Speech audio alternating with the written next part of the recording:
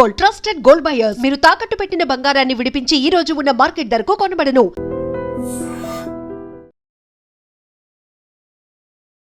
నమస్కారం, welcome to I dream. నేను మీ ఝాన్సీ. ఈరోజు మనతో ప్రముఖ జ్యోతిష్య వాస్తు పండితులు బ్రహ్మశ్రీ అన్నవరపు తిరుపతి మూర్తి అవధాని గారు ఉన్నారు. ఈరోజు కొన్ని మంచి విషయాలు అడిగి తెలుసుకుందాం. నమస్కారం గురుగారు. ఓం శ్రీ మహాగణాధిపతయే నమః. ఇంతకుముందు మనం ఒక విషయం గురించి మాట్లాడుకున్నాం. ఎవరైనా కానీ రెండో పెళ్లి చేసుకున్నట్లయితే అది వ్యభిచారంతో సమానం అని చెప్పి మీరు ఒక మాట అన్నారు. అవునమ్మా. అంటే దాన్ని చాలా పెద్ద మాటగానే తీసుకుంటారు చాలా మంది. ఇప్పుడు డైవర్స్ తీసుకుంటున్నారు, ఏంటి గురువు గారు ఇంత మాట అనేసారు అని అనుకుంటారు. చెప్తాను, దానికి పూర్తి అసలు ఆ మాట అనడానికి ఎందుకు రెండు రకాల అర్థాలు ఉన్నాయి చెప్తాను. డైవర్స్ తీసుకుని ఇంకో వివాహం చేసుకుంటే వ్యభిచారంతో సమానమని నేను ఎందుకు అనవలసి వచ్చింది అంటే, అది పురుషుడికైనా వర్తిస్తుంది, స్త్రీకైనా వర్తిస్తుంది. ఆ మాట ఏ కారణం చేత వర్తిస్తుంది అంటే, ఇప్పుడు ఒక ఉద్యోగం చేసుకుంటున్నారు. ఆ ఉద్యోగం చేసుకుంటుంటే ఒకళ్ళ రాత్రిపూట ఉద్యోగం, ఇంకొకళ్ళది ఉదయం పూట ఉద్యోగం. ఉదయం పూట ఉద్యోగం. ఒకళ్ళు ఇంట్లో ఉంటే ఒకళ్ళు ఆఫీస్లో ఉంటున్నారు. ఇద్దరు సఖ్యతగా కలిసి ఉండలేకపోతున్నారు. పోనీ ఎట్లా అని చెప్పి షిఫ్ట్ మార్చుకోలేకపోతున్నారు. కొంతకాలం ఒకళ్ళు ఉద్యోగాన్ని కూడా వదిలేసి ఓ నెల 2 నెలలో వదిలేసేసి ఉదయం పూట ఉండేటువంటి ఉద్యోగాన్ని వెతుక్కుందామనే ప్రయత్నం కూడా చేయలేకపోతున్నారు. వివాహం చేసుకొని ఒకే ఇంట్లో ఇద్దరు విడివిడిగా కాలం గడుపుతున్నారు. కాదంటారా? ఉండొచ్చు, కొంతమంది ఉండొచ్చు గురుగారు, దాదాపుగా ఉన్నవారు. ఈ కాలం గడుపుతున్నప్పుడు వాళ్ళ పెద్దవాళ్ళకి ఈ విషయాలు తెలియవు కదా. ఇంకా పిల్లలు పుట్టట్లేదేంటి, ఇంకా పిల్లలు పుట్టట్లేదేంటి అని వీళ్ళ మీద ఒత్తిడి కూడా తీసుకొస్తారు. ఈ ఒత్తిడి వీళ్ళ మీద తీసుకొచ్చిన వీళ్ళు ఎవరో ఒకరు సాక్రిఫైస్ చేసుకున్న ఒక ఉద్యోగాన్ని 2 నెలలో 3 నెలలో మనం కూడా ఉదయం పూట ఉద్యోగం వెతుక్కుందామనే ఆలోచన లేకుండా నువ్వు మానంటే నువ్వు మాను. నేను వెళ్తున్నా కదా, ఓ 3 నెలలు నేను సంపాదిస్తాను ఇంట్లో అంటే నేను చదువుకుని నేను ఇంట్లో కూర్చోవాలా, నేనే ఉద్యోగం చేస్తాను, నువ్వే మాను. ఇక్కడి నుంచి ఒక మాట వచ్చి ఆ పరస్పరం కూడా వారికి దూరం వెళ్ళిపోతుంది. ఆ 5 నిమిషాలు 10 నిమిషాలు మాట్లాడుకునేటువంటి మాట కూడా వారికి మిగలదు. ఆ మిగలకపోవడం వల్ల దూరం అవుతూ ఉంటుంది. ఈ దూరం అనేటువంటి వాళ్ళు ఏమనుకుంటారు, ఇట్లా కలిసి మనం జీవించలేం కాబట్టి మనం పర్యవసానం ఏంటి, విడిపోవాలి. విడిపోతే మళ్ళీ నీకు వివాహం అదేగా జరిగేది. మళ్ళీ ఎవరో కొన్ని పెళ్లి చేసుకోవాలి, లైఫ్ ముందుకు తీసుకెళ్ళవలసిందే. అప్పుడైనా ఇటువంటి ఏదో ఒక అడ్జస్ట్మెంట్ నువ్వు చేసుకోవాలిగా. అదేదో ముందు చేసుకుంటే నీకు ఆ సమస్య ఉండదు కదా. నేను ఆ విషయాన్ని దృష్టిలో ఉంచుకొని ఆ విధానంలో అంటే సర్దుకోవటం చేతకాక, ఇంకొకటి మాకు నెలకి 2 లక్షల రూపాయలు వస్తుంటే మాకు సరిపోవట్లేదండి. అటువంటిది ఇద్దరం ఉద్యోగం చేస్తుంటే 2 లక్షలు సంపాదిస్తున్నాము, 3 నెలలు ఒకళ్ళు ఖాళీగా ఉండంటే ఎలా గడుస్తుందండి? కాలం మారలేదమ్మా. మన ఖర్చులు, మన పద్ధతులు, మన అలవాట్లు మనం మార్చుకున్నాం. అప్పుడు ఉదయం పూట సూర్యుడు వస్తున్నాడు, సాయంత్రం పూట అస్తమిస్తున్నాడు. ఇప్పుడు అదే జరుగుతుంది, మారలేదు. అప్పుడు వడ్లేస్తే వడ్ల చెట్లే వస్తున్నాయి, ఇప్పుడు వడ్లు వేస్తే వడ్ల చెట్లే వస్తున్నాయి. కందులు రావట్లేదుగా వడ్ల చెట్ల నుంచి. మామిడి చెట్టుకి చింతకాయలు రావట్లేదుగా. అంటే ఏది మారలేదు. మన ఆలోచన, మన విధానం అది మారినాయి. ఆఫీస్కి బండి మీద వెళ్తే సరిపోతుందిగా, కారే కావాలా? ఆ కారు గౌరవాన్ని పెంచుతుందని కారు బానే ఉంది. సరే, నువ్వు ఏదన్నా కారు తీసుకున్నావు, 15 లక్షల రూపాయల కారు తీసుకున్నప్పుడు 14 లక్షలు లోన్ పెట్టుకుంటున్నావు.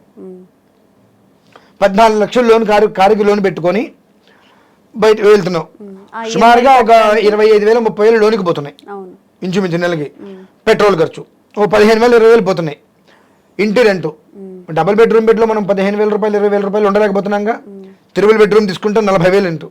అంటే నువ్వు ఉత్తిగా సాదా ఖర్చు ఏం పెడుతున్నావు? ఇవే పెడుతున్నావు కాదా? కొంతకాలం ఒక 4 ఏళ్ల పాటు చక్కగా ప్రశాంతంగా రూపాయి కూడబెట్టుకుంటూ దాచుకుంటూ ఆ తర్వాత మనం ఒక స్థితికి వెళ్దామని ఆలోచన వస్తే ఈ ప్రాబ్లమ్స్ ఉండవుగా. ఇక్కడ ఏమొస్తుందంటే, నెలకి ఇద్దరం కలిసి 2 లక్షలు సంపాదిస్తుందని కుటుంబం గడవట్లేదు, ఒకళ్ళు ఉద్యోగం మానేసి ఇంట్లో కూర్చుంటే ఎలా గడుస్తుంది? మీరు మనుషులే, మేము మనుషులమే. ఆటో తోలుకునే వాళ్ళు మనుషులే, రిక్షా నడుపుకునే వాళ్ళు మనుషులే. వాళ్ళకి పెళ్ళి అవుతున్నాయి, వాళ్ళకి పిల్లలు పుడుతున్నారు. కూరగాయలు అమ్ముతున్నారుగా, వాళ్ళు మనుషులేగా, వాళ్ళకు పెళ్ళిళ్ళు అవుతున్నాయిగా, వాళ్ళకి పిల్లలు పుడుతున్నారుగా. మరి వాళ్ళకి పెళ్ళిళ్ళు పిల్లలతోటి వాళ్ళ కుటుంబాలను నడుపుకోవట్లేదా? ఆ వచ్చేటువంటి ఇప్పుడు వాళ్ళ కూరల మీద ఎంత రావాలమ్మా, రూపాయి 2 రూపాయల లాభం మీద 100 రూపాయల లాభం మీద అమ్మలేరు కదా. రూపాయి 2 రూపాయల లాభం మీద అంటే రోజు మొత్తం మీద వస్తే వాళ్ళకి 50-60 రూపాయల లాభం వస్తుందేమో. దాని మీద కుటుంబాన్ని, ఇంటికి రెంటే కట్టుకుంటున్నారు, కరెంటే కట్టుకుంటున్నారు, పిల్లల్ని చదివించుకుంటారు, కుటుంబాన్ని పోషించుకుంటున్నారుగా. ఈ బాధ్యతలన్నీ అందరికీ జాగ్రత్త, ఆ జాగ్రత్త అనేటువంటిది తీసుకున్నారు. అంటే మనకు వచ్చేటువంటిది ఎంత వస్తుంది కాబట్టి దాని ప్రకారం ఉండాలని కాదు, మనకి ఎంత వచ్చినా మనం ఎలా ఉండగలగాలి, నిలబడాలి అని అంటే గబిక్కిన ఇప్పుడు అర్జెంట్ అవసరం మీద మనకు 1,00,000 రూపాయలు కంటే ఎవరిస్తారు. ఇలా ఒక పగడ్బందీగా చేసుకుంటూ వస్తున్నారు. చేసుకోగలిగిన అడ్జస్ట్మెంట్స్ చేసుకుంటే కాస్త సులువుగా బ్రతుకు సులువు అవుతుంది. అది చేసుకోలేకపోతున్నారు. ఈ కారణం చేత నేను ఆ మాట అనాల్సి వచ్చింది. ఇకపోతే రెండో విషయము, ఇది వర్తించదు కొంతమందికి. ఎవరికి వర్తించదు? ఆ అమ్మాయి కావచ్చు, పిల్లవాడు కావచ్చు, నిరవధికంగా హింసించడం. ఇప్పుడు నిరవధికంగా మీరు అన్నట్టు కొంతమంది అమ్మాయిలు కానివ్వండి అబ్బాయిలు, ఎక్కువ అమ్మాయిలకి కొంచెం వర్తిస్తుంది. ఎందుకంటే ఇప్పుడు తల్లిదండ్రులకి వ్యతిరేకంగా వెళ్ళి పెళ్లి చేసుకునే అంత ఎవరు లేరు. ఎక్కడో జరుగుతుంటాయి లవ్ మ్యారేజెస్. కానీ అమాయకంగా తల్లిదండ్రులు చూపించిన మ్యారేజ్ చేసుకొని అవతల పర్సన్, సరే అబ్బాయి అవనివ్వండి అమ్మాయి అవనివ్వండి అనేటువంటి మాట అబద్ధం అమ్మ. ఇప్పుడు ఏం చేస్తున్నారంటే ఆడపిల్ల తల్లిదండ్రులు అసలు లేరంటారా? ఇప్పుడు తల్లిదండ్రులు నమ్మి ముందుకు వినండి, తల్లిదండ్రులు ఎలా ఆలోచిస్తున్నారంటే మా అమ్మాయికి జీతం ఎంత వస్తుంది, 30,000, అవతల అబ్బాయికి 70,000, 1,00,000 రూపాయలు జీతం వస్తుందిగా, ఆ అమ్మాయికి ఇస్తే నా కూతురు సుఖపడుతుంది. వాడు ఎటువంటి వాడు, వాడికి ఏ అలవాట్లు ఉన్నాయి, ఏం చేస్తున్నాడు అవన్నీ అనవసరం. 1,00,000 రూపాయలు సంపాదన వస్తుంది, 1,00,000 రూపాయలతో ఎన్నాళ్ళ నుంచి ఉద్యోగం చేస్తున్నాడు, ఒక 5 ఏళ్ళ నుంచి ఉద్యోగం చేస్తున్నాడు, 5 ఏళ్ళ నుంచి 1,00,000 రూపాయలు వస్తుంటే సొంత ఇల్లు కట్టుకున్నాడా, బాధ్యతగా ఉన్నాడా, వెనక ఎంత వేసాడు, ఇవన్నీ కూడా అనవసరం. 1,00,000 రూపాయలు ఉద్యోగం వస్తుంది కాబట్టి నా కూతురు వాడికి ఇచ్చి పెళ్లి చేస్తే సుఖపడుతుంది అనే ఒక్క కాన్సెప్ట్లో మాత్రమే ఆడపిల్ల తల్లిదండ్రులు ఆలోచిస్తున్నారు.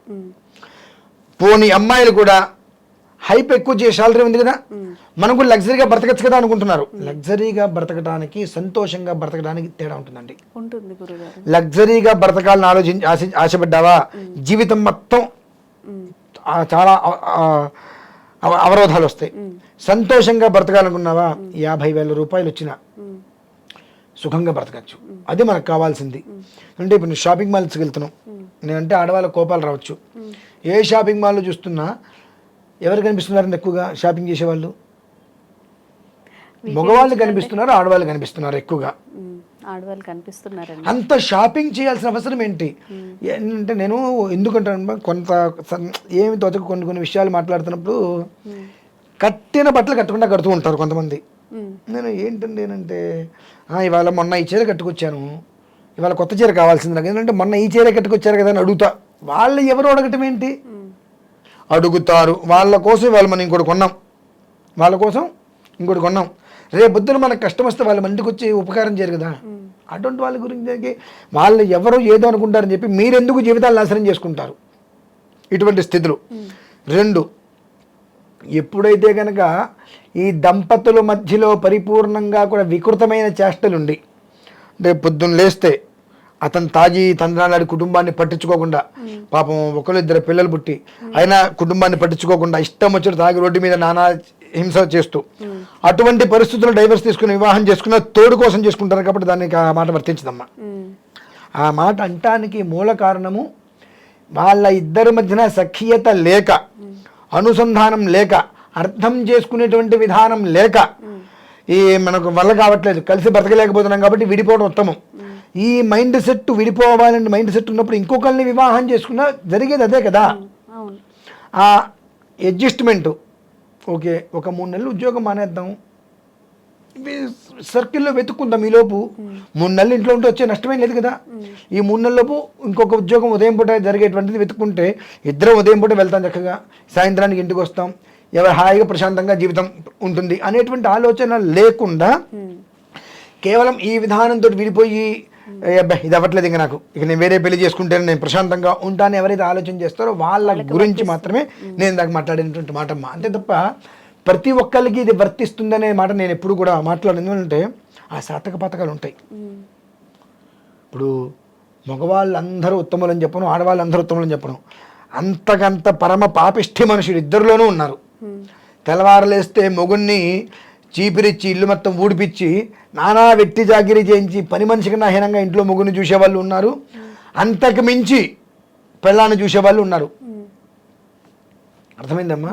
అటువంటి వాళ్ళు ఏదైనా సమస్య వచ్చినప్పుడు నేను మొన్న చూసా, ఒక పని చేయడానికి వచ్చింది, 3 పిల్లలు, అతను ఏదో పని చేసుకుంటూ ఉంటాడు, చావ కొట్టాడు అమ్మాయిని. ఏం కొట్టాడు? చావ కొట్టాడు అమ్మాయిని. ఇదంతా రక్తం కారుకుంటుంది. గురుగారు నన్ను ఏం చేయమంటారండి అంది. నేను కూడా మరి చెప్పాను, విడాకులు తీసేసుకోమ్మా అన్న. ఎందువలన? 3 పిల్లలు ఉన్నారు వెనక, 3 పిల్లలు ఉన్నారు. అంటే 5 సంవత్సరాలుగా 3 పిల్లల్ని పెట్టుకొని ఆ అమ్మాయి ఏదో ఒక చిన్న బ్యాంకులో ఏదో పని చేసుకుంటూ, అక్కడక్కడ పని చేసుకుంటూ ఆ పిల్లల్ని పోషించుకుంటుంది. అవును, తల్లి లేకపోతే ఈ 3 పిల్లలకి అనాథలైపోతారు. చూస్తారు. తండ్రి ప్రేమ తల్లి ప్రేమకు సమానం కాదు కదా. అదండి ఆయన ఎప్పుడు కూడా మా నాన్నగారు ఒక మాట చెప్పారు, తండ్రి చనిపోతే వచ్చే నష్టం లేదు కానీ తల్లి చనిపోతే మాతా హత జిహ్వరసాల భిన్న, నాలుగు రుచిపోతుంది అని చెప్పి. తల్లి చనిపోయిందంటే పిల్లలు అనాథలైపోతారు. ఆ ప్రేమ దొరకదు. ఎందువల్లంటే తండ్రి చనిపోతే అంత తొందరగా తల్లి పిల్లల్ని దృష్టిలో ఉంచుకొని ఇంకొక పెళ్లి చేసుకోవాలి, నా సుఖం నాకు కావాలని కోరుకోదు. కానీ తండ్రి అట్లా కాదు, భార్య చనిపోయింది, అయ్యో అందరూ చూస్తున్నారు, ఏడుస్తుంటాడు, ఎవరు చూడట్లేదా పక్కన ఇంకెవరిని పెళ్లి చేసుకోవాలని చూస్తాడు. మరి బుద్ధే అది. ఎందువల్లంటే ఎక్కడో కొంతమంది ఉంటారమ్మా, భార్య చనిపోతే భార్య జ్ఞాపకాల్లో అలానే పిల్లల్ని జాగ్రత్తగా కాపాడుకుంటూ వచ్చేవాళ్ళు కొంతమంది ఉంటారు. వాళ్ళకి నేను ఎప్పుడూ సర్వకాల సర్వావస్థలేంది కూడా చేతులకు దండం పెడతాను. ఎందువల్లనంటే ఆ పిల్లలే జీవితం అని అన్నీ వదిలేసుకొని పిల్లల కోసం ఉంటారు. అలానే స్త్రీలు ఆ పిల్లలు బాగుండాలని చెప్పి నానా కష్టాలు పడుతుంటారు. కొంతమంది అలా ఉండరు, పిల్లలు ఏమైతే నా సుఖం నాకు కావాలని కోరుకుంటుంటారు. అటువంటి వారి గురించి మనం ఎన్నైనా చేసుకోవచ్చు. కానీ ఇట్లా ఉన్నప్పుడు ఆ అమ్మాయి నువ్వు డైవర్స్ తీసేసుకోమ్మా, ఇబ్బంది ఏం లేదు, నీ బ్రతుకుతున్నావు ఒకదాన. ఆ అమ్మాయి ఒకవేళ పెళ్లి చేసుకోవాల్సిన పరిస్థితి వస్తే అమ్మాయి ఏం కోరుకుంటుందండి? పెళ్లికి తన పిల్లలకి తోడు, చక్కగా చూసుకునే వాళ్ళు, అర్థం తోడు. చేసుకునే వాళ్ళు. దానికి నేను అన్నమాట వర్తించదు కదా. ఎక్కడైతే కనుక ఇద్దరు చక్కగా వయస్సులో ఉండి ఒకరినొకరిని అర్థం చేసుకునే పరిస్థితి ఉండి చదువుకొని ఆ చదువుకు తగ్గ సంస్కారం లేకుండా విచక్షణ కోల్పోయి వివేకాన్ని వదిలేసేసి అవివేకాన్ని బాగా తెచ్చుకొని అర్థం చేసుకొని సర్దుకుపోయే మనస్తత్వం లేక నేనింతంటే నేనింత, నేను ఉద్యోగం చేస్తున్నా అంటే నేను ఉద్యోగం చేస్తున్నా, నేను ఎక్కువ అంటే నేను ఎక్కువ, నేను ఇంట్లో ఉండాలంటే నువ్వా నేనా అనేటువంటి ఒక పోటీతోటి కలిసి ఉండడానికి ఈగో హట్ అయ్యి విడిపోయి ఇంకొక పెళ్లి కోరుతుంది, ఇంకొక వివాహం, ఇంకొక పెళ్లి అనే విషయం గురించి మాట్లాడుకుంటారు. చూసారు, వారి గురించి నేను మాట్లాడింది. నేను పర్టికులర్గా ఎందుకు అడిగానంటే గురుగారు, మీరు ఉన్నది ఉన్నట్టుగా నిక్కచ్చిగా ఇప్పుడు ధర్మ సందేహాలు కానివ్వండి, ఇలాంటి లోకజ్ఞానమైన విషయాలు జనరల్గా మనకి సొసైటీలో జరిగే వాటి గురించి ఉన్నది ఉన్నట్టుగా మాట్లాడేవారు. ఒక మాట ఏదైనా తప్పుగా అన్నప్పుడు అరే గురుగారు ఇంత మాట అన్నారేంటి, ఇప్పుడు అలా అనిపిస్తుంది, కొంతమందికి బాధ కలగవచ్చు. సో ఎవరు మీరు అన్న మాటకి ఎవరు వర్తిస్తారు, ఎవరు వర్తించరు అనేది మీరు చక్కగా ఇందాక కూడా ఆ వీడియోలో కూడా నేను చెప్పింది ఏంటి అమ్మా, జాతక విధానంలో వివాహం చేసుకునే ముందు చాలా జాగ్రత్తగా అన్ని పరిశీలించండి. పేరు మార్చుకుంటా ఊరు మార్చుకుంటా అని కూడా అనకండి. ఎందుకంటే చతుర్థ స్థానం కానీ సప్తమ స్థానం కానీ దోషాలు ఎక్కువ ఉంటే ఇటువంటి పరిస్థితులు వస్తాయని కూడా వివరంగా కూడా చెప్పా. అర్థం కాదేమో మళ్ళీ అని చెప్పి కూడా. అంటే తీసుకునే వాళ్ళు ఏంటంటే వాళ్ళకి ఏది కావాలో ఏది నెగిటివ్ గా తీసుకోవాలనేది తీసుకుంటున్నారు ఇప్పుడు. సో అందుకని ఇక్కడ ఎలా ఉంటుందంటే, నేను 10 మందికి మంచివాడిని అవ్వచ్చు, 100 మందికి చెడ్డవాడిని అవ్వచ్చు. అంత మాత్రాన నేను చెడ్డవాడిని అయిపోను, 100 మందికి మంచివాడిని అయినంత మాత్రం నేను మంచివాడిని అయిపోను. చిన్న విషయం చెప్పి ముగించేస్తానమ్మా. ఒక కాగితం, ఆ కాగితానికి ఏ వాసన రాదుగా, వస్తుందా? ఎలాంటి వాసన రాదు. ఆ కాగితం అనుకోకుండా ఒక సుగంధ ద్రవ్యాల షాప్కి వెళ్ళింది. అందులో అతను పచ్చకర్పూరము ఏవో వేసి ఇచ్చేసాడు. ఆ కాగితం ఏ వాసన వస్తుంది? సుగంధ ద్రవ్యాలు ఏవైతే వాసన వస్తుంది, అవునా? అదే కాగితము బజ్జీల షాప్కి వెళ్ళింది, ఆ పకోడీ కట్టించాడు, అదే వాసన వస్తుంది. ఆ ఉల్లిపాయ ఆ పకోడీ వాసన వస్తుంది. అదే మాంసాహారం కొట్టుకెళ్ళింది, అతను అవేవో ఇచ్చాడు, అదే వాసన వస్తుంది. పేపరు వాసన వస్తుంది. అదే పేపర్ మీద రామకోటి రాస్తాం, అదే పేపర్ మీద లవ్ లెటర్ రాస్తాం, అదే పేపర్ మీద కొన్ని కోట్ల రూపాయలకి సంబంధించిన వీలునామా రాస్తాం, అవునా? అదే పేపర్ని నలిపేసి పక్కన పడేస్తాం. ఇందులో పేపర్కి ఎంతవరకు సంబంధం ఉంది? పేపర్కి ఎంతవరకు సంబంధం ఉంది? పేపర్కి అంటే అసలు సంబంధమే పేపర్ ఉంటే అంతే, అది ఎవరు ఏ రకంగా ఉపయోగించుకుంటున్నారో దాని విధంగా అది మారింది, ఉపయోగపడుతుంది. అంతే. పేపర్ ఎప్పటికీ కూడా నాసిరకంది కాదు. పేపర్ని మనం ఎప్పుడు తప్పుకోవాల్సిన అవసరం లేదు. ఎక్కడికి వెళ్తే దాని వాసన అంటే ఏంటి? అక్కడ ఇప్పుడు నేను కొన్ని విషయాలు చెప్పా, అందులో ఎవరి మనస్తత్వం ఎలా ఉంటే వాళ్ళకి అది అర్థమవుతుంది. మొన్న ఒక వీడియో చేశానండి, ఆ వీడియో పూర్వార్థం మొత్తం చూస్తే అర్థమవుతుంది. దేవాలయానికి వెళ్ళే వాళ్ళందరూ కూడా 99% పాపాత్ములు అని అన్నా. ఆ మాట ఎందుకు అనాల్సి వచ్చిందనేటువంటి విషయం ఆ యాంకర్ గారు అడిగిన ప్రశ్నే పూర్తిగా తీసుకుంటే నేను ఏ కారణం చేత చెప్పడానికి జరిగిందనే విషయం అర్థమవుతుంది. ఇవన్నీ కూడా లేకుండా తలాతోక లేకుండా నేను ఇలా మాట్లాడని చెప్పి కొంతమంది బాధపడ్డారు. అంటే ఎవరు బాధపడ్డారు? ఈ 99% మా ఈ పాపాత్ములు ఎవరైతే ఉంటారో ఆ పాపాత్ముల యొక్క మనోభావాలు దెబ్బతిన్నాయి. దెబ్బతిందంటే దాని గురించి నేను 99% పాపాత్ములు అన్నాం కదా, పుణ్యాత్ములు నువ్వెందుకు లేవు? ఆ విధంగా తీసుకోవచ్చు, ఆ విధంగా అర్థం చేసుకోవచ్చు. పుణ్యాత్ములు నువ్వెందుకు లేవు? సో పాపాత్ముల మనోభావాలు దెబ్బతిన్నాయి. అలా ఇప్పుడు నేను మాట్లాడిన దాంట్లో విచక్షణ సంస్కారం ఉన్న వాళ్ళు వాస్తవాన్ని తీసుకుంటారు, అది లేని వాళ్ళు వాళ్ళకి ఎలా తోస్తే అలా తీసుకుంటారు. అదేనమ్మ పరిస్థితి. ధన్యవాదాలు గురుగారు. పరమేశ్వర అర్పణ తల్లి.